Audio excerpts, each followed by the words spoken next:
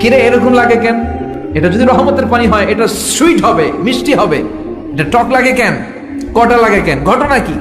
খুঁজতে খুঁজতে দেখে ঘরের পাশেই দুইটা খ্যাকশিয়া, সালাবান, দুইটা খ্যাকশিয়া। দেখতো যে একটা খ্যাকশিয়াল এখনো পা উঁচু করে রাখছে, মাঝখান থেকে রহমতের পানি এখনো কিছু পড়ছে। এবার সে চিন্তা করলো, হায় হায়, এতক্ষণ ভাবছি রহমতের পানি, এখন দেখি কুত্তার মুত, এখন দেখি খ্যাকশিয়ালের পেশাব।